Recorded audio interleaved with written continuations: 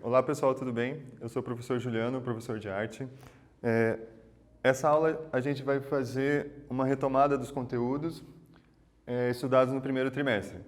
É uma aula extra, uma aula a mais para ter uma revisão que é importante também. Começando falando sobre o Barroco brasileiro, o contexto histórico, Europa em divisão religiosa, protestantes e católicos. A Igreja Católica decide investir em arte em todos os cantos do mundo, inclusive no Brasil, diferente da Igreja Protestante, que não aceitava a arte em seus templos. No Brasil é marcado pelo ciclo do ouro, que é bem importante. Então, o ciclo do ouro acelerou muito a evolução do Brasil. De 300 mil moradores, passou para 3 milhões. O tupi era a língua oficial e o português foi adotado como língua oficial. Um êxodo em massa de portugueses e a criação das vilas. Muitos portugueses vieram trabalhar no Brasil. E investimentos e prosperidade da arte. Com todo esse ouro, foi feito muito investimento na arte. E a capital do Brasil era em Salvador, passou para ser no Rio de Janeiro. E uma cidade muito importante para o Barroco foi Minas Gerais. Várias cidades do estado de Minas Gerais foram bem importantes, como Tiradentes. Cidades que vocês veem são vilas pequenas, mas com uma igreja muito grande e cheia de ornamentos, cheia de riqueza. Toda essa decoração era feita em ouro, que a igreja podia investir nesses artistas e deixar essas igrejas mais bonitas também. As principais características. Obras de arte como pintura e escultura tinham temáticas religiosas. As pessoas eram representadas de forma dramática, como se fossem uma peça de teatro. O fundo das obras geralmente muito escuros. As igrejas construídas no estilo barroco eram adornadas internamente com muito ouro. Então, a arte que trabalhou muito o exagero e tinha muito ouro também fazendo detalhe das obras. Tudo muito monumental. Olhem a grandiosidade desse trabalho.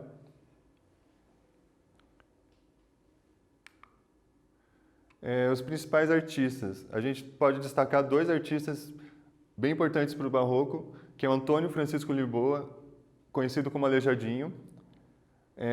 Foi um grandioso escultor, um dos mais importantes artistas brasileiros, e trabalhou com esculturas em madeira e esculturas em pedra-sabão, que era uma pedra típica da região de Minas Gerais.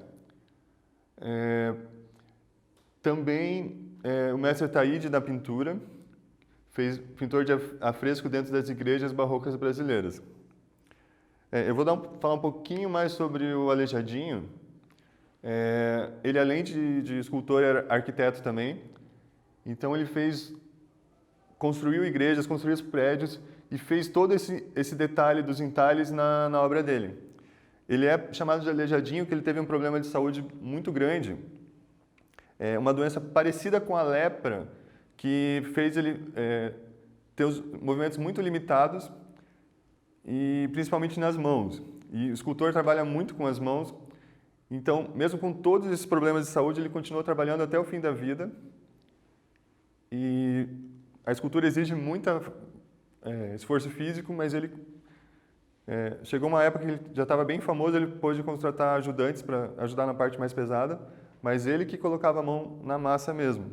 Ele chegou, na fase mais crítica da doença, ele chegou a amarrar o martelo na mão para entalhar as esculturas, que ele não tinha como segurar, mas ele continuou trabalhando. Mais algumas obras dele. Essa igreja bem importante em Minas Gerais, ele fez dentro da igreja 64 esculturas em madeira em tamanho natural, representando a catequese. E fora da igreja ele fez os 12 profetas, que é considerada a obra máxima do Aleijadinho, a obra mais importante. Ele fez, já bem no fim da vida, mas dedicou bastante tempo, foi 5 anos para fazer essas 12 esculturas. Aqui o detalhe de uma delas. E vamos fazer um exercício. O barroco brasileiro apresenta as seguintes características. Desculpa, gente. O barroco brasileiro, apesar de seguir as características do barroco europeu, tem muitas características próprias. Ocorreu durante qual importante ciclo brasileiro? Alternativa A, café. Alternativa B, ouro. Alternativa C, algodão. Ou D, diamante. Vamos lá?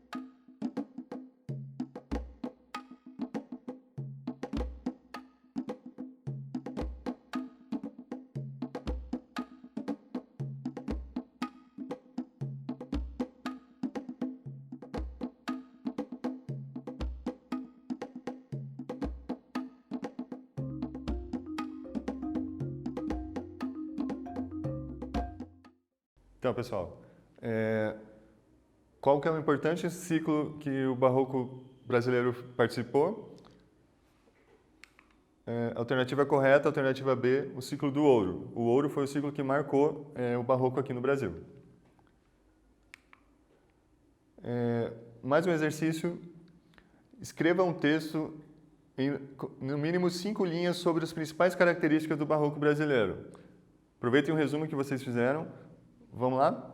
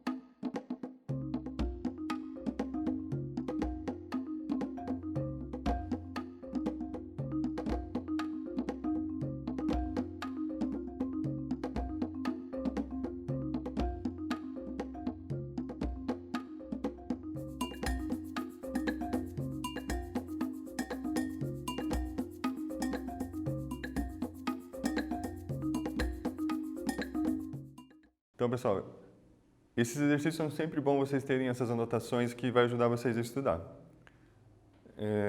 Agora a gente vai para o próximo tema da aula, que é o impressionismo. O contexto histórico do impressionismo. Europa em enorme evolução tecnológica e social, a Revolução Industrial a todo vapor. França é o país que determina os padrões de arte nesse momento. O surgimento da fotografia movimenta o meio da arte, pois ela começa a substituir os retratos. Então, a fotografia vai marcar não só os impressionistas, mas toda a arte, porque transformou a maneira de ver a arte. O que um pintor levava muito tempo para fazer, a máquina fazia em instantes. Então, tinha artistas que eram como se fosse fotógrafo hoje em dia, que pintavam retratos, pintavam paisagens, e a câmera substituiu esses artistas. Não é o caso do impressionismo, que é um movimento que tem artistas fabulosos trabalhando com ele. Um contexto histórico. Um grupo de jovens artistas tenta modificar o jeito de fazer arte, saindo dos ateliês, passando a pintar ao ar livre. Essa é uma característica bem importante do impressionismo. Eles não trabalhavam mais dentro do ateliê, eles iam pintar a natureza olhando a natureza. Eles queriam, diferente dos artistas anteriores que trabalhavam sempre dentro do ateliê, fechado, eles trabalhavam ao ar livre. O estilo chocou a comunidade artística em sua primeira exposição. Em sua primeira exposição, o grupo foi extremamente criticado. Não foi bem recebida essa primeira exposição porque era muito diferente do que estava acontecendo. E acabou chocando muito as pessoas. Mais grandes artistas participaram, como Monet, por exemplo. E eles vão trabalhar bastante com a pintura de paisagens e monumentos arquitetônicos em diversos horários do dia. Eles gostavam de ver a relação da luz com as cores. Também a relação das estações do ano. A luz do meio-dia é diferente no inverno, do verão, principalmente na Europa que nevava, que era bem diferente a estação. E as pinceladas eram soltas, como a gente viu naquele quadro, deixava as pinturas com um aspecto inacabado, tons mais suaves na escolha das cores. As características da pintura eram bem mais soltas do que eram antigamente.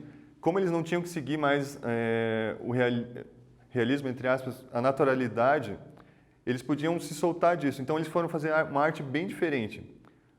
Então, as pessoas estranharam muito, porque eles estavam acostumados a ver um quadro de um jeito, e o impressionismo é o primeiro movimento que vai quebrar a maneira de ver a arte. É uma arte mais solta, parece uns borrões, umas coisas meio soltas, você tem que se distanciar para ver a obra melhor. E eles queriam trabalhar com os efeitos que a luz fazia nos objetos. Os principais artistas: Edouard Manet, o Renoir, Claude Monet, Edgar Degas e Frédéric Bazille. A gente vai ver um pouquinho deles aqui em algumas imagens. Começando pelo Monet, uma foto dele, e as suas pinturas. Ele gostava, como o impressionismo queria captar a luz, eles tinham umas pinceladas rápidas, que eles estavam vendo a natureza e queriam pintar uma coisa mais rápida. Então, o impressionismo tem muito movimento dos pincéis, você percebe o movimento dos pincéis. É uma característica dessa pintura. Como eu falei, eles estavam mais preocupados de ver os efeitos que a luz causava nos objetos. Não uma coisa simplesmente decorativa. Essa é uma obra bem importante do Monet, se chama Impressão Nascer do Sol. Até o nome do movimento impressionista foi devido a esse quadro que fez eles adotarem esse nome. Aqui é Renoir, uma foto dele mais velhinho. E Renoir é considerado um artista que trabalha com temas bem leves, bem alegres em suas pinturas.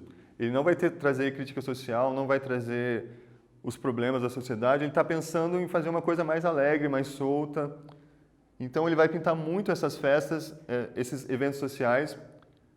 Aqui é um almoço com várias pessoas, um dia quente provavelmente, E ele sempre pintava, falavam que, mesmo ele pintando de forma mais rápida, não parecia que... As pessoas estavam todas muito espontâneas quando ele fazia os seus trabalhos. Não parecia que estava posando para uma obra. Outro artista também, Frederic Basile, ele foi importante no começo do impressionismo, mas ele faleceu muito cedo, ele faleceu com 29 anos e foi importante no começo, mas ele não acompanhou os outros artistas. Degas, ele é um pouquinho diferente dos outros impressionistas, porque por exemplo, ele pintava dentro do ateliê, ele gostava de pintar dentro, ele gostava da luz artificial, e ele estava mais interessado no movimento do que nos efeitos de luz. Então ele pintou corridas de cavalo, pintou o circo, mas a grande paixão dele foi as bailarinas. Ele fez vários quadros com as bailarinas, como esse daqui, e um outro exemplo também. Ele pintava tanto os ensaios, a preparação antes de entrar no palco e as apresentações. Vamos fazer mais um teste, um quiz. As alternativas abaixo são referentes ao movimento artístico do impressionismo. Qual delas é falsa? Qual delas não é verdadeira? Qual delas está errada? Alternativa A. A invenção da fotografia marca seu início? Alternativa B. Interessados em retratar em suas telas as cores e luzes? Alternativa C. Pintavam somente nos ateliês? Ou alternativa D. Pinceladas soltas, aspectos de inacabadas? Qual delas é a alternativa errada? Vamos lá?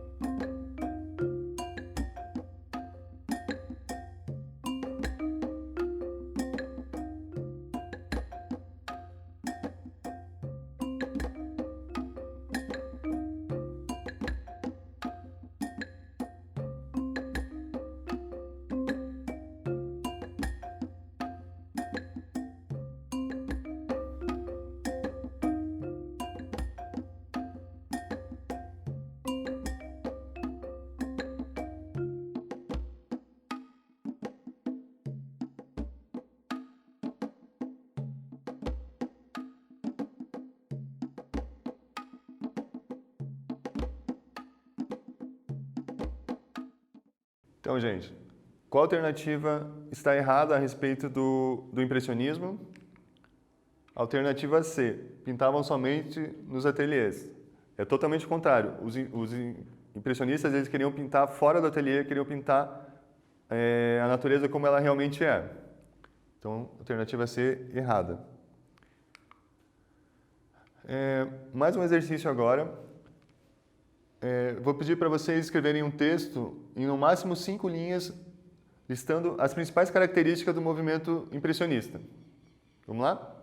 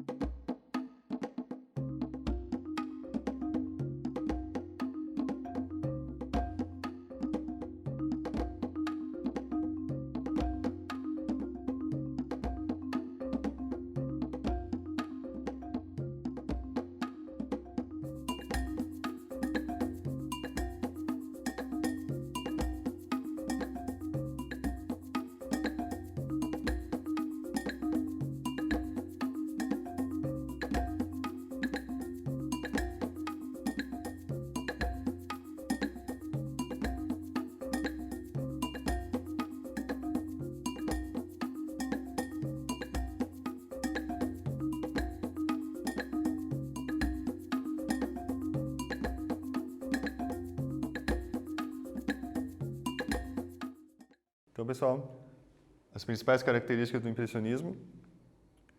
E agora a gente vai entrar no pós-impressionismo. A gente viu na aula passada, o pós-impressionismo ele diz respeito a artistas que vieram na época do auge do auge impressionista, porém suas pinturas não se encaixavam muito bem com o perfil do movimento artístico francês. Eles são franceses também, então na época dos impressionistas, mas a obra deles é bem diferente. Passando muito tempo depois da morte de alguns artistas, um historiador chamado Roger Fry, em 1910, reuniu obras desses artistas e criou a exposição Manet e os pós-impressionistas. Esse termo pegou e foi como eles adotaram o nome desses artistas, pós-impressionismo. Não tem como definir quais são as principais características, pois não tem um padrão. Ambos os artistas, cada um tem seu próprio estilo. O que podemos falar é que eles eram ligeiramente diferentes dos artistas do impressionismo. E os principais artistas, aqui é fácil a gente falar que são só 5 artistas. Vincent van Gogh, Henri de Toulouse-Lautrec, Paul Cézanne, Paul Gauguin e Georges Seurat. São 5 artistas, mas 5 artistas fantásticos, cada um com um estilo bem diferente, com estilos bem expressivos e artistas que foram bem importantes para a história da arte. A gente vai ver um pouquinho deles, começando pelo Cézanne. Aqui é uma foto do Cézanne da época. Cézanne, ele queria retratar em sua pintura uma forma diferente de ver as coisas. Ele pensava em figuras geométricas, em cones, em círculos, em quadrados, e ele tentava simplificar a natureza com essas figuras. Ele trabalhou vários temas, como a natureza morta, por exemplo. Vários quadros. Ele é apaixonado pelo tema da natureza morta, mas ele gostava mesmo de paisagens. Aqui é o Monte de Santa Vitória, um monte próximo à casa dele, que ele pintou mais de 40 vezes a imagem desse monte, em ângulos diferentes, em formas diferentes. E aqui a gente vê a simplificação da imagem que ele queria na pintura. A gente vê algumas imagens bem quadradas, algumas áreas de cor bem delimitadas. E para alguns ele é considerado o pai da pintura moderna e ele inspirou muitos artistas do cubismo. Os cubismos têm muita referência do Cézanne. Aqui Van Gogh. Van Gogh é bem conhecido, o artista que cortou as próprias orelhas. Ele era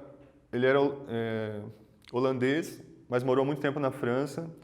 Ele teve muito problema financeiro. Ele era patrocinado pelo irmão, pelo Theo, e eles trocaram muitas cartas, e muito da teoria do Van Gogh a gente conhece por causa das cartas. A carta, além de falar pessoalmente com ele falava sobre a característica das suas pinturas, o que ele achava da arte, o que estava acontecendo. Então essas cartas são bem bacanas, tem até um livro. Aqui uma pintura dele, que ele fez uma caveira com um cigarro, não é tão conhecida. Os Comedores de Batata. Aqui é uma obra que tem uma temática mais social, pensando no problema desses trabalhadores que trabalham o dia inteiro, às vezes fechado num lugar, não vê a luz do sol, e à noite se reúnem e tem que comer batata, que era uma coisa bem barata. Então, um dos quadros que tem uma crítica social que não era muito comum no trabalho do Van Gogh. Van Gogh estava mais interessado em retratar a sua maneira de ver o mundo. Aqui, por exemplo, essa é uma obra fantástica dele. Ele consegue retratar na pintura o movimento do vento e a luz das estrelas e da lua, de forma magnífica. Uma obra bem poética, bem bonita. E aqui ele pintou muito os girassóis do Van Gogh, que são bem conhecidos, e ele fez uma série de autorretratos. Ele trabalhou muito com autorretrato e ele tentava achar nesses autorretratos a essência das pessoas. E tem muitos críticos que falam que os autorretratos dele são muito vivos, que consegue, ele tem uma expressão, tem uma vida mesmo, assim, ele conseguiu retratar um pouquinho dele nessa pintura, conseguiu dar vida a esses quadros. Aqui o Paul Gauguin, ele é um artista que tem um trabalho com uma temática mais primitiva, com cores bem vivas, trabalha com contornos bem definidos, que é uma característica da arte que tinha no Tahiti. Ele morou muito tempo no Tahiti, antes de ir para a França, então ele pegou essas coisas da característica local e vai retratar isso nesses quadros. Quadros sempre muito coloridos, com muito destaque nas pessoas. A maioria dos quadros deles vai retratar pessoas. E um artista um pouco diferente dos outros pós-impressionistas, mas um trabalho bem interessante também. Diferente dos outros, ele não estudou arte, ele trabalhou como marinheiro, e quando ele foi para Paris, ele trabalhou em uma corretora de valores. Um certo dia ele resolveu começar a pintar nos domingos, como um passatempo, e acabou se transformando essa sua profissão. Ele é conhecido até hoje por isso. Outro artista bem importante é o Toulouse-Lautrec. Como a gente vê na foto, ele era um anão e ele tinha uns problemas de saúde, ele tinha uma deformação na perna, ele tinha que andar com essa bengala. Ele é filho de uma família bem rica, francesa, e a família tinha certa vergonha dele, escondia ele pelo problema físico que ele tinha. Mas ele não ligava muito para isso, ele não estava interessado na alta sociedade, ele gostava da boemia, das noites, ele frequentou muito o Moulin Rouge, que era um lugar bem conhecido na época, e ele ficou conhecido também por fazer esses cartazes. É um trabalho de arte feito em litogravura, que é uma técnica de gravação. Ele trabalha uma matriz e tira várias cópias. E esses cartazes ele fez propaganda do Moulin Rouge e nos bairros franceses. E esses cartazes ficaram muito famosos. As pessoas gostaram muito desses cartazes, feito em papel e colocado na rua como uma propaganda. Foi a primeira vez que se usou uma obra de arte para fazer uma propaganda. Além disso, ele gostava de retratar, como eu falei, a boemia, a noite, as prostitutas, as dançarinas. Ele gostava da parte mais animada da vida, da parte mais noturna.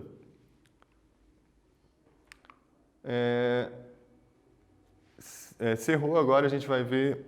Esse artista foi bem conhecido porque ele criou a técnica do pontilhismo. Ele trabalhava muito com essa técnica, que no lugar de fazer pinceladas convencionais, ele fazia vários pontos na tela. E você tinha que ter uma certa distância para ver a tela, que quando você via muito de perto, você só via essas manchas, você não conseguia identificar o que era esse quadro. Você tinha que ter esse distanciamento para você conseguir ver a obra em si. É uma técnica quase científica, assim, muito matemática, muito precisa. Às vezes, para dar um efeito, ele nem misturava as cores, ele colocava as cores uma próxima da outra, e quando você estava distante, o teu olho misturava as tintas e você via a cor que ele queria transmitir. Vamos lá, mais um quiz, gente. Qual a alternativa correta sobre o movimento artístico do pós-impressionismo? Qual a alternativa correta? Alternativa A, pintavam os efeitos de cor e luz.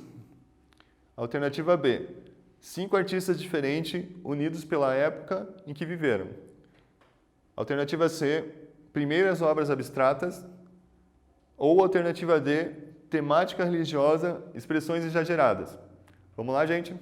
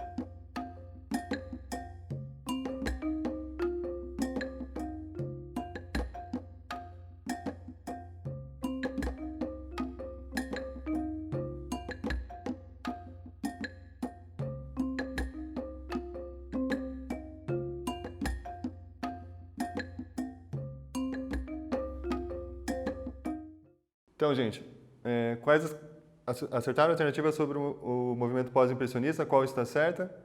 Perceberam que eu coloquei umas alternativas mais complicadas. Alternativa A, pintar efeitos de luz e cores, é relacionado ao impressionismo que a gente acabou de ver. Alternativa A C, primeiras obras abstratas, vai ser do movimento que a gente vê aula que vem. Alternativa D, temáticas religiosas, expressões exageradas, referente ao barroco brasileiro. Então, a correta é a alternativa B, 5 artistas diferentes unidos pela época em que viveram. Mais um exercício que a gente vai fazer agora. Escreva um texto em no máximo 5 linhas, listando as características da arte produzida pelos pós-impressionistas.